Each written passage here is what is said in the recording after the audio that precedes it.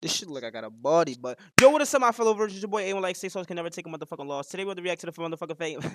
Today we about to react to the fucking fight business as always. You feel what I'm saying? But today we about to react to 5 fighters who came up short of gold, and this is a pretty sad and depressing video because nigga, these are people dreams and they didn't achieve it. They got close to it, but they never achieved it. So it's gonna be kind of sad. But let's get into this. Son of a bitch. Reacting to the fight business is like the best thing to do whenever you're, feeling down or depressed. It's men's mental health. So let's all watch this shit together. My hair being in my face is a lot. Coming out with a victory. Can you explain to me what you yelled on the mic? It's 10 p.m. on a Sunday night. The phone is ringing and it's the UFC. Bro, you loud as shit, bro. Dana White or Hunter Campbell is on the line and tells you you're the next challenger for the world title. The annoyance and fatigue quickly goes away, and you get up and run a mile to prepare for the biggest fight of your life. That title shot is the reason why they all do it, but out of 600 or so fighters on the active roster, a handful are awarded by that rare phone call. And for the most part, you challenge for the title only one time in your career. June 1st, Newark, New Jersey pay-per-view. Main event, Islam versus Poirier. Well, unless you happen to be one of these guys. Because Adesanya wants it. Nobody wants to fight Yoel Romero. This guy wants him on his resume, wants him to be part of his legacy. Whether due to their own popularity, backstage politics, circumstances, or sheer luck, some fighters get title shot after title shot while the rest of the division seethes in jealousy and cries favoritism. You wished you were one of these guys, but here's the sad truth. They still couldn't do it.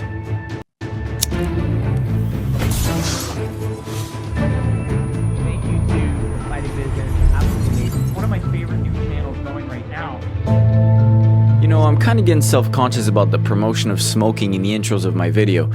Bro, what's wrong with that, bro? Like, don't change it now, my nigga. What if I'm promoting a bad habit to such influenceable kids like you are? What you trying to say? I'm a kid, bro? I don't even smoke weed. I can't smoke weed. I got my wisdom tooth pulled out. But with the sponsor of today's video, I'm guilt-free. Say live is an award-winning flavored air device that contains absolutely no nicotine. There's also I'm gonna be honest with you, bro. I did not come here to hear about nicotine, Slime. I came here to hear about motherfuckers who got close and never got it. You feel me? Number 1, Alexander Gustafsson. Alexander Gustafsson is still known as the guy who gave Jon Jones one of the toughest fights of his career. Facts. It's yeah, Gustafsson. Everybody gonna say Dominic Reeves, but you heard what Jon Jones said on Twitter, bro. You feel me? It was such a close fight. When the scorecards are being tabbed and you're just sitting there waiting for the decision, did you think you had it? I didn't know. He was supposed to be an easy title defense at UFC 165, but he made the seemingly invincible champion work, bleed, and suffer. The first 3 were close, but Jones rallied in the championship rounds and won the decision. Finally, Jon Jones had a worthy rival, and of course, a rematch was in the works. Who doesn't want to see this rematch? You know what I mean? The rematch we all wanted to see was postponed indefinitely, with Alexander Gustafsson losing to Anthony Johnson and Jon Jones losing to the wheel. When Daniel Cormier won the vacant 205-pound title at UFC 187, Gustafsson, despite getting knocked out in his last fight, was selected as his first defense.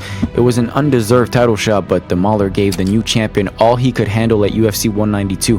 He came this close to beating Cormier, but the championship rounds proved to be the difference yet again, and DC won the fight by split decision. October 3rd, 2015, Alexander Gustafsson and I just truly left every part of ourselves inside of the octagon in Houston. I remember watching James Harden, Dwight Howard, those guys going crazy next to the octagon. Gustafsson won his next 2 fights in nearly 5 years after UFC 165. Jones versus Gustafsson was official for UFC 232 for the vacant title.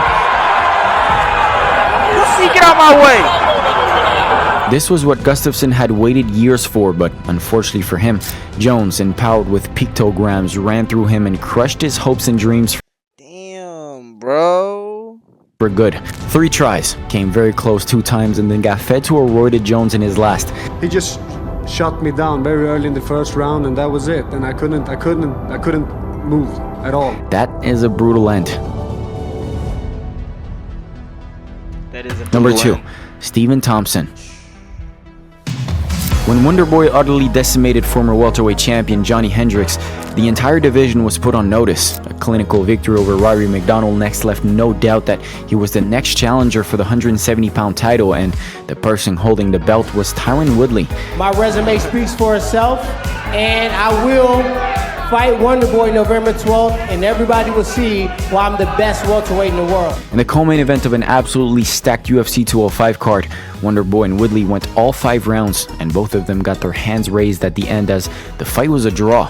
This didn't make no fucking sense, bro. Woodley inflicted more damage and nearly finished Wonderboy in the 4th round, but Thompson was far more active. For once, the Woodley fight was so good that he was awarded the Fight of the Night bonus, and Thompson had performed well enough that Dana White was open to an immediate rematch.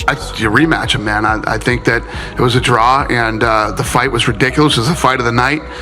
You do it again. That rematch took place. Yo, Dana White got so fucking skinny, bro. That's good. Place at UFC 209, and Thompson. This motherfucker looked like the boy for fucking Spider-Man. What's that nigga name?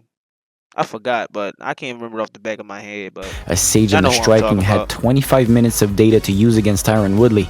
The champion was even more massive than usual, but so was Wonderboy. And in his second shot, just months after the first one, he did the bare minimum, and we were bored to tears with a 24-minute staring contest. The 1 minute of action was from Tyron Woodley, and that was enough for the judges to give him the victory by majority decision. The 2 fights were extremely close. I could have done a little bit more out there, but what happened happened, and they got to move on from there. Now, if Wonderboy landed one more kick at UFC 209, we would have gotten a new champion, but he came this close to edging out a decision not once but twice, and just barely missed it. Number 3, Chad Mendes.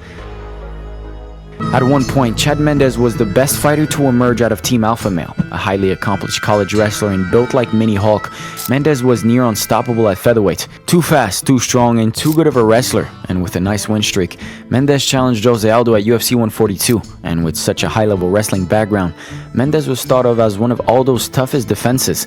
That first attempt for Mendes ended with a knee to the jaw and a knockout. That was a mix of power too, me coming in hard, him throwing it, so that's both forces coming into that. Mendes took that personally and began to knock out the other featherweights all the way to a rematch with Aldo. I'm gonna fuck this guy up. The second fight took place at UFC 179, and it was one of the best title matches you'll ever see, but Aldo still ended up winning again, sending Mendes to the back of the line, but not for too long. The seasoned title challenger was called to replace Aldo at UFC 189. It's time to take what's mine, baby! Conor McGregor and Chad Mendes competed for the interim featherweight title. McGregor came in the game and fucking demolished everyone's dreams. And despite a heavy wrestling game plan, Mystic Max struck again and knocked out Mendes in the closing moments of the second round, just as he had predicted. 3 title shots for Chad and about $1 million for Faber. Team Alpha Male is truly cursed, guys. Number 4, Dustin Poirier. I'm pretty sure this one is valid despite Poirier winning the interim lightweight title. That counts as gold, but interim belts might as well be silver because the real gold...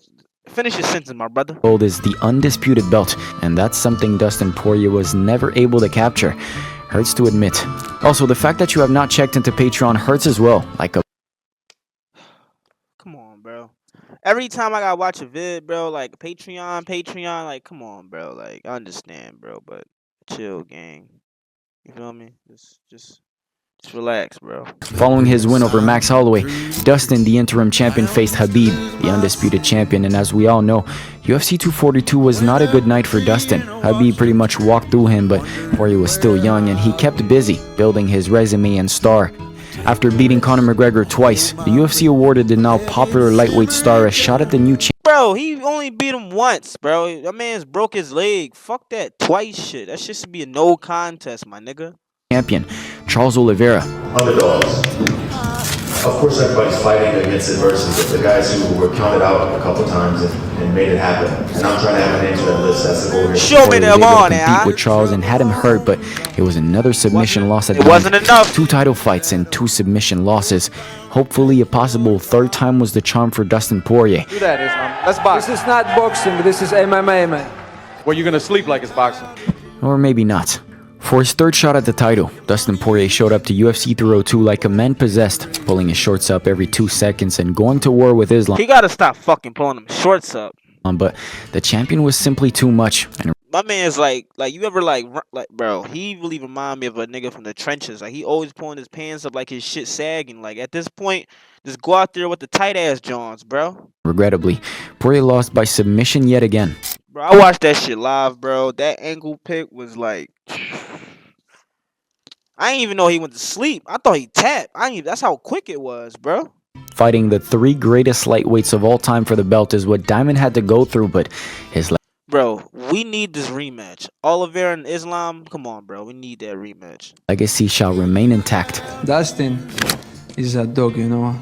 He will bite, kick, punch. Happy to finish him, but this guy, one of the best, still one of the best in the world. Number 5, Yoel Romero. Damn! Despite looking and performing like a comic superhero, Romero was often neglected by the UFC, and for a period of time he sat on the sidelines despite being the rightful #1 contender. The very first time he competed for gold was against Whitaker, and while the label was interim title, we all knew the victor was going to end up becoming the undisputed champion sooner rather than later. Romero's a beast. I gotta go with him. It's a hard one.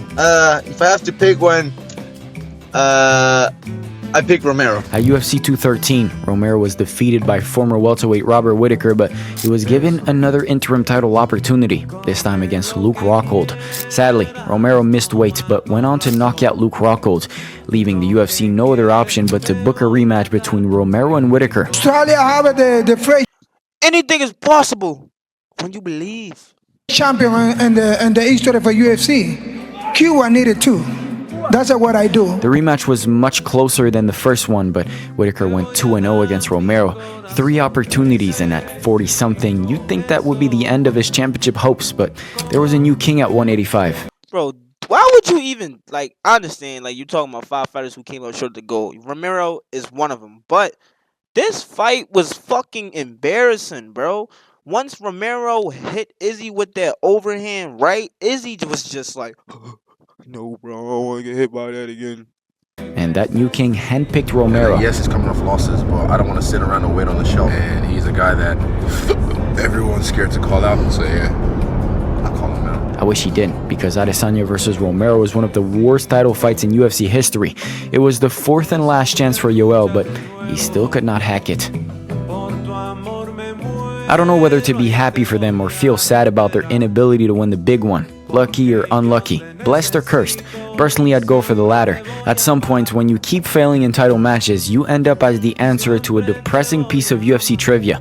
Who keeps failing despite being given opportunity after opportunity? It's this guy. Your label, a runner-up, a gatekeeper, someone who is simply not good enough to win the top prize in the sport. Internally, every loss builds a cancer in your soul, and at one point you even begin to wonder, am I even good enough to win it? The record gives you a clear answer. Ouch. Get YouTube SEO Masterclass, editing, breakdown. Man, one thing we learned about this video is that when you are given the opportunity, don't fall short, bro. Go for it. But just don't do no Illuminati shit. But just go for it, bro.